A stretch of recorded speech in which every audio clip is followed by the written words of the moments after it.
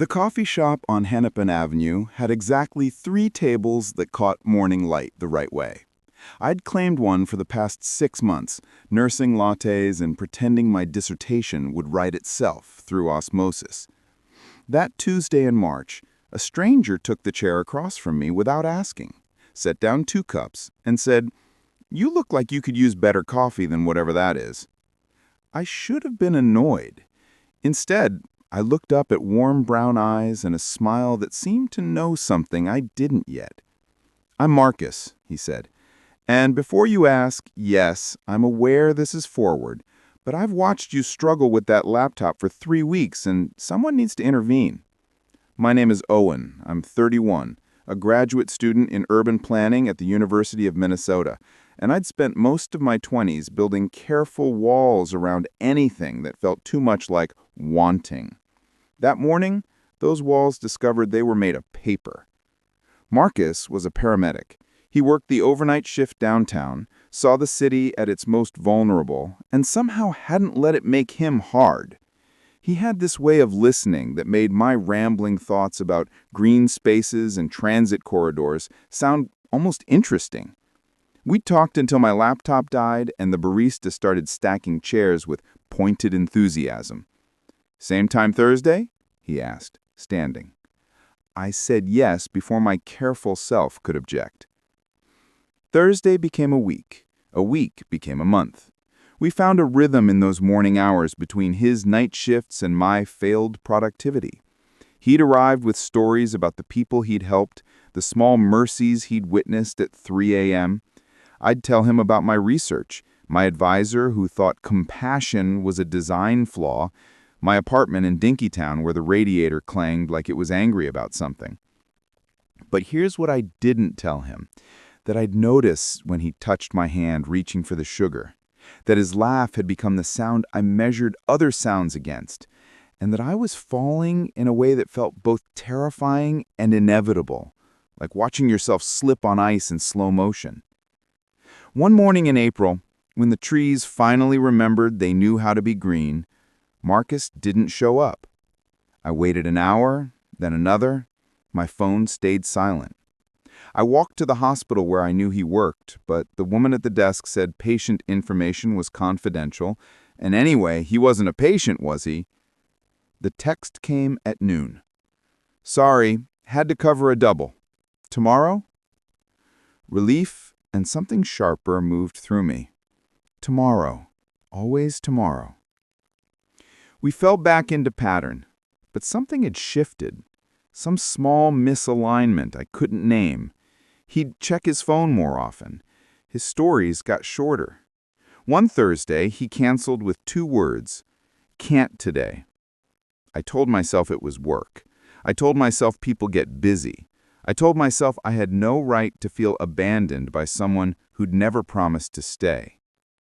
The morning everything changed. Rain was doing that thing it does in May, where it can't decide if it wants to commit. Marcus arrived late, hair wet, eyes carrying something heavy. He sat down and didn't order coffee. "I need to tell you something, and I should have told you weeks ago." My throat tightened. The coffee shop continued its ordinary morning around us, oblivious to the way my world was tilting. "I'm seeing someone," he said, "and have been for 3 years. His name is James. We live together in Northeast." The words landed with precision, a diagnosis delivered in the kindest possible voice.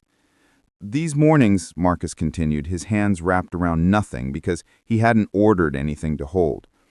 "These mornings, they've been the best part of my weeks, and that's the problem. I started lying about where I was, saying I was at the gym, getting breakfast with a colleague. James doesn't know about you, and that makes this, us, whatever this is, wrong." I should have been annoyed. Instead, I felt something more complicated. Relief that it wasn't rejection. Grief that it was something worse. "Why are you telling me now?" I asked.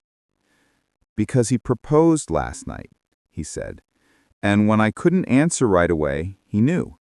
He asked if there was someone else. I said no, but it was a lie. There's you. The rain picked up. Someone's umbrella turned inside out on the sidewalk. "What do you want me to say?" I asked, voice steadier than I felt. "I don't know," he admitted. "Maybe that this meant something to you too, that I wasn't imagining it." I looked at him, this good man who'd made me remember what hoping felt like. "It meant everything," I said, "which is why you need to go home and tell James the truth, all of it." Marcus's eyes went bright. "And then what?" "And then you decide," I said. "But you decide honestly, not in a coffee shop with someone you've been using as an escape route." He flinched, but didn't argue. We sat in the kind of silence that holds more than words can. Finally, he stood. "I'm sorry, Owen." "Me too." He left without looking back. I sat with 2 cold cups of coffee and the quiet understanding that loving someone doesn't always mean keeping them. 3 days passed. I avoided Hennepin Avenue, took the long way to campus, and learned that grief doesn't need death to teach you its weight. The knock on my apartment door came on a Sunday evening. I wasn't expecting anyone. I opened it to find Marcus in the hallway, hands in his pockets, looking younger and more scared than I'd ever seen him. "Can I come in?" I stepped aside. My apartment was small, the kind of small that usually felt cozy, but now just felt exposing. Marcus stood by the window, looking out at the street below where a neighbor was teaching their kid to ride a bike with training wheels. I told James everything, about the coffee shop, about you, about how I'd been lying for months. I waited, heart doing complicated mathematics. He asked me to leave, said he needed time. "I'm staying with my brother in St. Paul. And before you say anything, I'm not here to make you responsible for that choice. I made it. It's mine." "Why are you here?" I asked. "Because sometimes the only way through is direct." Marcus turned from the window. "Because I've been in love with you since you told me about your thesis on equitable transit access. Because I've been terrified of that love for exactly as long. Because I spent 3 years with someone good, trying to ignore that good isn't the same as right." He took a breath. "And because you deserved better than coffee shop mornings and my cowardice. If you're willing, I'd like to try again. Honestly this time, no lies, no hiding. Just this." I wanted to say yes immediately. Instead, I said, "I need you to answer something first. If James calls tomorrow and says he's ready to forgive you, what happens then?" Marcus didn't hesitate. "I'll wish him well, tell him he deserves someone who doesn't have to think about staying, and then I'll keep choosing you." That's a hell of a thing to promise. I know. I'm ready to mean it. We didn't kiss then. We did something harder. We sat on my worn couch and made a plan.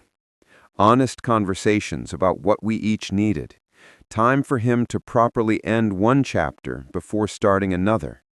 Space for me to trust that this wasn't just proximity or convenience dressed up as feeling. He left after an hour with the understanding that we'd start over, slowly, with eyes open. The next weeks were careful. We texted instead of hiding in morning meetings. He talked to a therapist about his pattern of avoidance. I talked to mine about my fear of being a placeholder. We went on an actual date, dinner at a Vietnamese restaurant in Eat Street, where the food was too hot, and we laughed when I burned my tongue trying to prove I could handle spice. He met my advisor, who surprised me by liking him. I met his brother, who, less surprisingly, grilled me like I was a suspect. We learned each other's apartments, each other's rhythms. I learned he sorted his laundry with the precision of someone who'd seen too many emergency room mix-ups. He learned I couldn't sleep with the window cracked, even in winter. James reached out once, through a mutual friend, Asked if Marcus was happy. Marcus said yes, and thank you for asking. They didn't speak again. Some endings are clean because both people left them be. By summer, we had keys to each other's places. By fall, we'd started talking about one place. Not rushing, just acknowledging the future had a shape we both wanted to step into. The coffee shop on Hennepin still had those 3 tables that caught light the right way. We went back one Thursday morning, both of us off work, and sat across from each other with better coffee than we'd started with. Do you ever regret it, how we started? Marcus considered this. I regret the hurt. I regret the lying. I don't regret finding you. Even though it was messy? Especially because it was messy. Clean stories are usually incomplete ones. This one's real. He reached across the table. I met him halfway. Outside, the city moved through its ordinary Thursday. Inside, we practiced the extraordinary work of staying.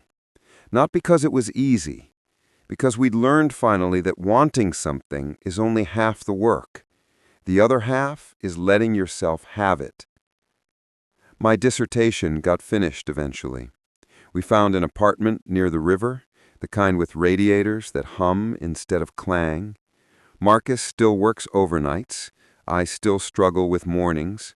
We've learned to meet in the middle, in the hours that belong to both of us. Some love stories start clean. Ours started true. And truth, I've learned, is the better foundation. It doesn't promise easy. It promises real. And real, when you let it be enough, turns out to be everything.